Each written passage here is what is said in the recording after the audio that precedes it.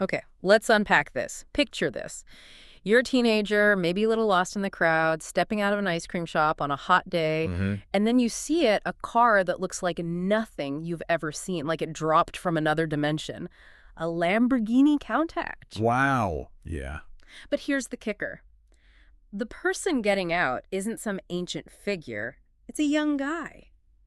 For MJ DeMarco, the author of The Millionaire Fastlane, the book we're diving into today, that single moment ignited a profound realization. Right. It wasn't some far-off dream anymore. Exactly. It sparked the consciousness that truly building significant wealth, the kind that buys not just things but freedom, didn't have to be this distant 50-year march through conventional wisdom. It's a powerful image, isn't it? That sudden, tangible challenge to everything you've been told about money and success. Yeah, totally. And this book, it's fundamentally a counterintuitive roadmap, one that really questions the default societal script. Go to school, get a safe job, save diligently, and maybe retire comfortably 4 or 5 decades from now. Exactly.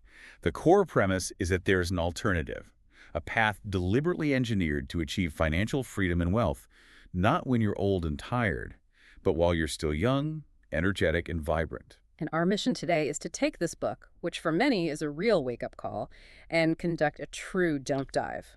We're going to pull out its core principles, dissect the distinct mindsets it advocates, and lay out the actionable strategies DeMarco presents. We want to help you truly understand this philosophy, which often feels like it's operating on a completely different frequency from what conventional financial advice teaches us. Think of this as a journey into understanding the actual code of wealth, not just observing its surface symptoms, and exploring how you might potentially chart a course to escape the financial mediocrity that so many people feel resigned to. Right. And to start, DeMarco says everyone is currently on one of three distinct financial paths.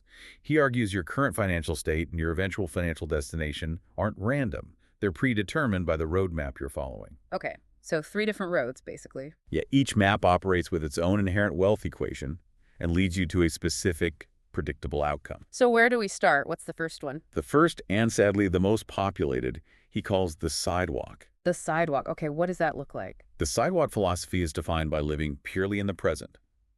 It's all about short-term gratification, spending everything that comes in, often engaging in really high-risk financial behavior simply because there's no safety net, no buffer whatsoever. So basically paycheck to paycheck, maybe even worse. Yeah, you're what he labels income poor. Doesn't matter how much you earn, you spend it all. You end up relying entirely on external factors to bail you out, hoping for government assistance, maybe an inheritance, or just outright winning the lottery. Wow, just pure reliance on luck, not process. Exactly. And the outcome is a life predisposed to financial struggle, constantly living on the edge, the financial red line. You are incredibly vulnerable to any unexpected financial bump, a job loss, a medical bill, a car repair. There's virtually no hope for long-term security because tomorrow's finances are always dependent on today's uncontrollable income. And a really crucial insight here, and it goes against what many believe, is that wealth isn't something you can buy on credit. Financing liabilities, like taking out a loan for that fancy car you can't truly afford, isn't wealth. Right, it's an impersonation of wealth. Absolutely. True wealth, in DeMarco's view, is the freedom to afford something outright, the ability to acquire assets or experiences without being shackled by debt obligations. That makes sense. Debt on liabilities is the opposite of freedom. It enslaves your future time. Which brings us to the concept of avoiding instant gratification. He calls the debt incurred on these liabilities parasitic debt. It literally feeds on your future, leading to something he terms lifestyle servitude. Lifestyle servitude. So you're just trapped trading your precious time, your life, for money just to service payments on things that likely depreciated the moment you acquired them. Precisely. And sidewalkers are often stuck in that mindset where they believe wealth only happens through singular events, hitting it big, winning the jackpot. They don't grasp that real wealth, fast-lane wealth, is the result of a deliberate process and consistent action. So luck in the fast lane is something you create by being active and out there. Yeah, you make your own luck, essentially. And if or when things go wrong for sidewalkers, who do they blame? Almost always external factors. Right. I got laid off. The economy's terrible. It's not fair. Instead of taking genuine responsibility and accountability for the choices that led them to that vulnerable position, own your choices, own your outcome. That's a big theme. Okay, so that's the sidewalk. Pretty bleak. What's the next path? Moving on from the precarious sidewalk, we arrive at the default roadmap for the vast majority of people. This is the slow lane. Ah, yes, the ubiquitous get rich slow plan. Yeah, And this sounds like what most of us are taught. it really is. This is the path that society, parents, schools, and most financial gurus prescribe. It's built on the premise of sacrificing your present, your most energetic years for a promised future payoff, typically retirement somewhere north of age 65. Okay, so what are the core characteristics here? It's mainly about trading time directly for money, usually through a traditional job, and relying on forces largely outside your direct control, like the fluctuations of the stock market and the slow churn of compound interest over decades. And your financial goals and behaviors are often dictated by external advice. Save 10%, cut out the lattes, snowball your debt, that kind of thing. Exactly that kind of thing. And the outcome of the slow lane, DeMarco argues, is often financial mediocrity. It's the path where, as he puts it, life isn't great, but it isn't so bad either. Comfortable maybe, but not truly free or wealthy in your prime. Right. And wealth, if and when it finally arrives, is typically accumulated when you're potentially too old, too unhealthy, or simply lack the energy to truly enjoy the freedom it could provide. He has a pretty blunt term for your job in the slow lane, doesn't he? He does. The criminal trade. Yeah. You are quite literally trading your freedom, the limited time you have on this planet, for money. Wow, criminal trade. That really hits home. And the experience you gain in a specialized role can become obsolete. He uses the example of a typewriter repairman. That specific skill loses value quickly in a changing world. So there's no true security in a job either. That pink slip is always a possibility. Always. Plus, he points out how the traditional employee structure is inherently designed as pay yourself last.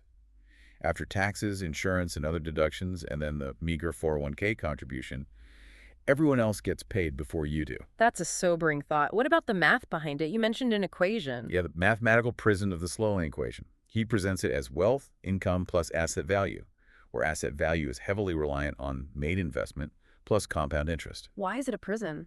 Because for the slow laner, income is typically fixed by a salary, and time is a liability measured in hours worked or annual income ceiling. Your main leverage, trading time for money, is capped. You can't work infinite hours or live forever. Exactly. And compound interest does work. It's a powerful force, but it requires either an immense amount of starting capital or an immense amount of time. The typical slow laner has neither in the beginning. He gives that example, right? About the S&P 500. Yeah, investing $1,000 in the S&P 500 in 1940. By 2011, yes, that's over $1.3 million, but you'd be 91 years old.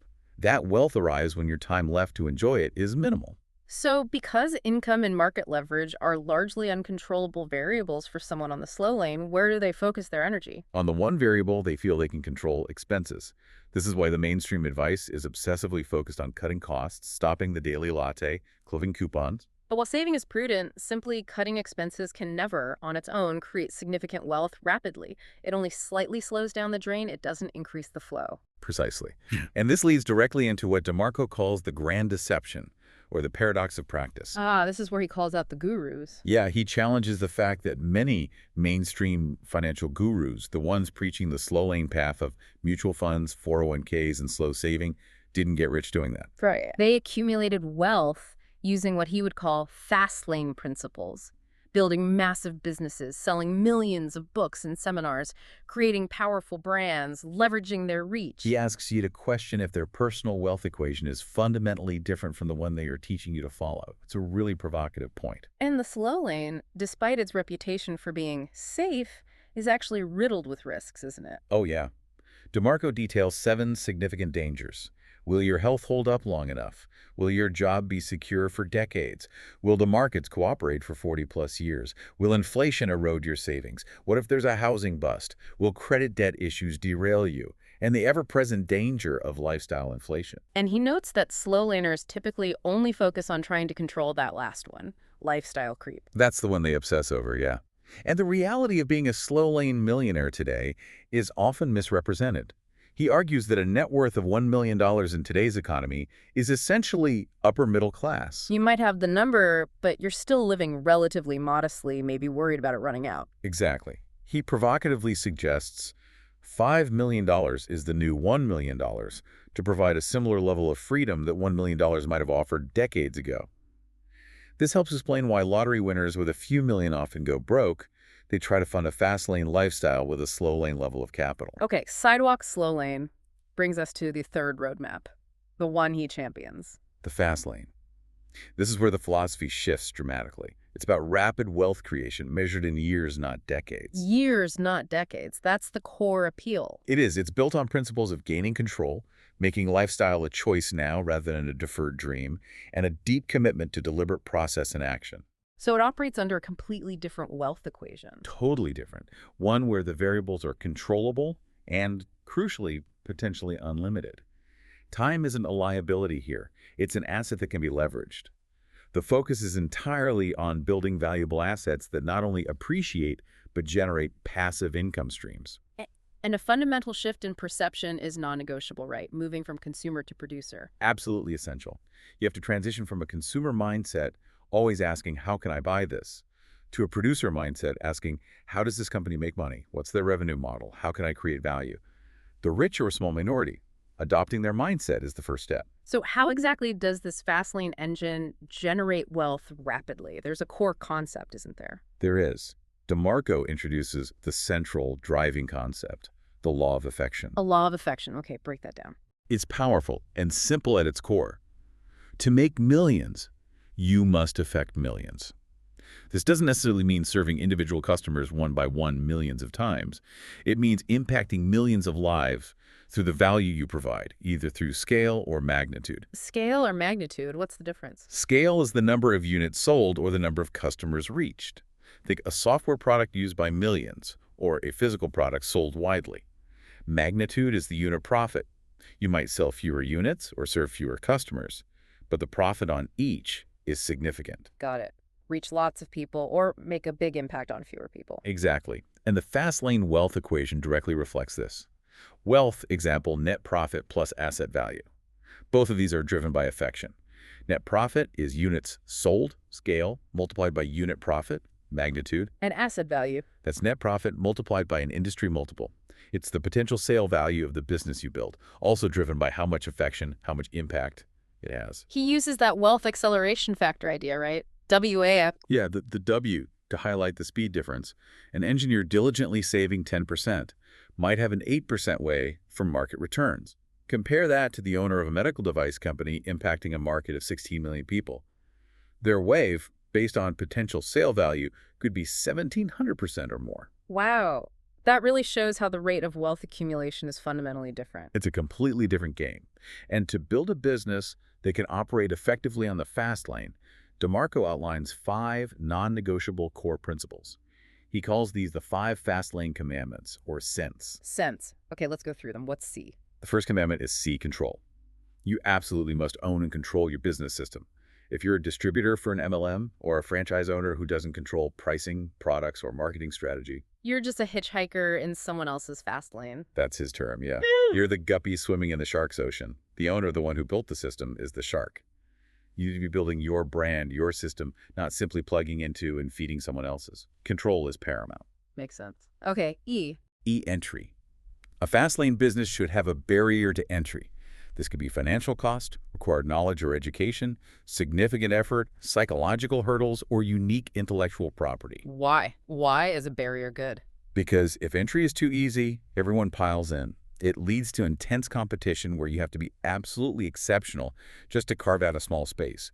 Easy entry usually means low margins and lots of headaches. He gives a strong warning about trends, doesn't he? He does. If you see everyone and their neighbor buzzing about a new business or investment trend, that's often a signal that entry is too easy and the fast lane potential has likely already been diluted or is non-existent for newcomers.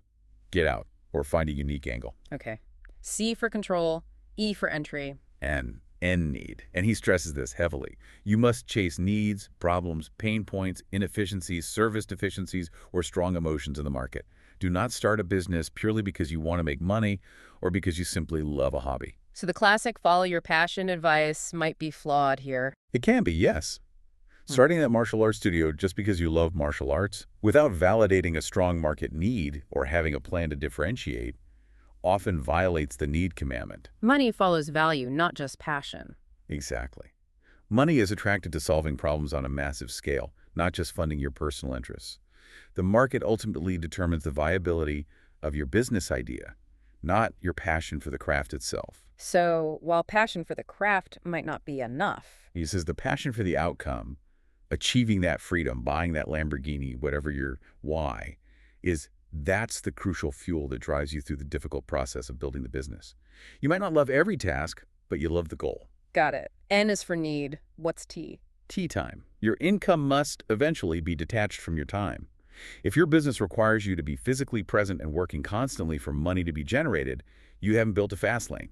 You've simply built yourself a job. A potentially high-paying job, maybe, but still a job. Still trading time for money. Right. The goal is to create passive income streams through systems. He outlines different types of fast lane systems that generate passive income. Rental systems, computer software systems, content systems. Like books or blogs generating royalties or ad revenue. Exactly. Also, distribution systems, human resource systems where employees operate the business systems, and money systems like lending or investing capital. Money systems sound the most passive. They are 99.5% passive, he says, but they require significant capital to generate meaningful income. This capital is typically generated by the other fast lane systems first. So you build a business, create capital, then use money systems. That's the usual path. Compound interest, for the wealthy, is a tool for generating income and liquidity from existing large sums, not the primary method they use to get rich from nothing. You need to build that wave of capital first. Okay. Control, entry, need, time, leaves S. S, scale. For your business to generate fast lane wealth, it must be able to reach a large number of customers, scale, or have a high profit per customer, magnitude. Without sufficient scale or magnitude. Your business ceiling is limited to, at best, a middle-class income and asset value. Think of a local coffee shop. It's limited by its geographic scale and the relatively small magnitude, profit, on each cup of coffee. It's a business, maybe a good one, but likely not a fast lane wealth generator. Unless you scale it massively like Starbucks did. Precisely. Or find a way to drastically increase the magnitude per customer. Fame provides scale magnitude, but isn't usually a controllable system you can build. For most, scale comes from reaching a wide market through efficient systems, or magnitude from providing very high-value solutions. Okay, sense. Control, entry, need, time, scale. That framework is clear. But knowing it is one thing. How do you actually go about building and accelerating your fast lane? Right, the practical side. DeMarco says the very first actionable step is to define your desired lifestyle specifically, quantify its annual cost. So figure out exactly how much freedom costs. Yeah, this isn't just dreaming. It's setting concrete financial targets for your fast lane business and its passive income streams. Know your number. Then comes the hard part. He stresses that ideas themselves are practically worthless. They're just fleeting thoughts. Execution is priceless. Ideas are dime a dozen. Execution is everything. Absolutely. Success is never about having the best idea. It's always about the quality and speed of your execution. He describes business as chess, a multidimensional strategy game requiring foresight and rapid action, not checkers. Continuous education is also key, right? Not just formal degrees. Oh, vital. Learning doesn't end with a diploma. It's a lifelong commitment to self-education, reading, listening, observing.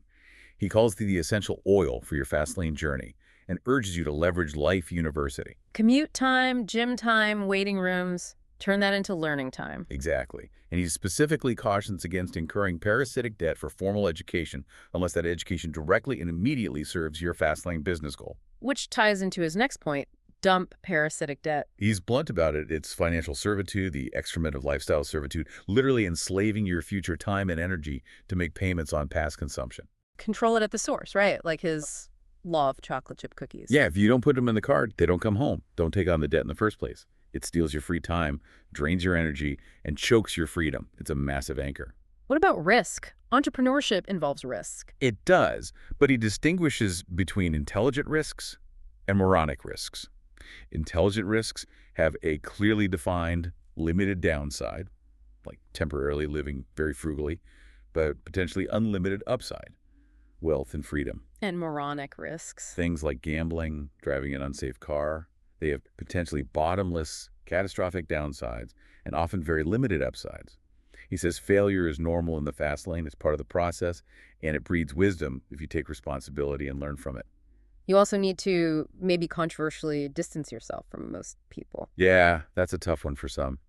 But success on this path requires a willingness to sacrifice conventional comfort, take action, and often go against prevailing social norms. You need to evaluate your relationships critically. Like picking warriors for battle, are they supportive or are they draining your energy with negativity and slow lane complacency? That's the analogy, yeah. And speaking of focus, when you start building a fast lane business, DeMarco strongly advises focusing intensely on just one initially. He calls this monogamy in business. Avoid Teckle syndrome, shiny object syndrome. Exactly. Constantly jumping from one opportunity to the next prevents you from building a strong, sustainable asset. Successful monogamy in building one strong business asset can later fund business polygamy, allowing you to invest in or start multiple ventures. And you need to build a brand, not just a business. Crucially, businesses merely survive by competing, often on price. Brands thrive because they differentiate, build loyalty, and command premium value. A strong, unique selling proposition, USP, is vital. That's what makes you distinct and clearly better than the competition in your customers' eyes. Right. And to reach them, you need to figure out how to rise above the noise of endless advertising. He suggests strategies like carefully polarizing, arousing emotions, being risque. Encouraging interaction, being unconventional. Basically, don't be boring. Pretty much. Get inside the customer's head and show them clearly why you're different and better. And vitally, constantly listen to the tribe, your customers. Complaints aren't annoyances, they are invaluable free feedback. Gold mines, really. They reveal unmet needs, operational failures, areas for improvement. He distinguishes between complaints about change and complaints about expectation or avoid where you failed to deliver. And fanatical customer service. That's a fast lane accelerator. By positively violating low customer expectations, you create disciples who become free advertising and essentially act as a free human resource system promoting your business. Look big, act small. Exactly. Look professional, polished, but deliver personal, attentive service. Creates powerful, positive expectation violations. You also have to watch out for hijackers, right? Bad employees or partners. Absolutely. They can damage or even derail your business. Trust is earned. Trust but verify. He strongly advises choosing partners and professional advisors, accountant, attorney as carefully as you would a spouse. They have the keys to your castle. No amount of fancy features can overcome poor human interaction. So true. And perhaps surprisingly, he says to use your competition. Don't obsess over them. Spend 95% of your time focused internally innovating, serving customers. Use the remaining 5% to identify and exploit their weaknesses and differentiate yourself. Yeah. By leading your market, you naturally make others follow you. Focus on being the best you can be. He wraps up the acceleration process with an acronym, too. He does, the Fastlane Supercharger. Educate, continuous learning. Automate, building systems that detach your time. And replicate, scaling your affection. ER. Educate, automate, replicate. Nice summary. And finally, he tackles the excuses. Yeah, the book touches on addressing all those common, but MJ excuses people raise, I have too much debt, I don't have time, I lack support, I'm stuck in a rut. And how does he counter them? He systematically dismantles them by redirecting back to the core principles. Choice, belief, accountability, and finding needs and opportunities from your current situation, whatever it may be. Excuses are just roadblocks you build yourself. Wow, okay, so summarizing the essence of the Millionaire Fastlane, it's really about taking a completely different road, isn't it? Absolutely. It's about challenging conventional wisdom, gaining control, leveraging your impact through affection, and crucially, building systems that detach your time from your income. It's a roadmap built not on passive waiting or blind luck, but on active choice, a commitment to a specific process, and relentless execution. That sums it up perfectly. Choice, process, action. This deep dive has given you a comprehensive look at the framework presented in the book. Now the question shifts to you, the listener, knowing this. What does it mean for your personal financial roadmap? Remember, time is the one resource that is truly scarce and the ultimate equalizer we all share. Your choices about how you value and spend that time are the most critical determinant of your wealth. What choices are you making today? DeMarco would say the garage door to an exceptional life is open and waiting. But are you willing to leave behind the past that keeps you grounded on the sidewalk or stuck in the slow lane and actually take to the road?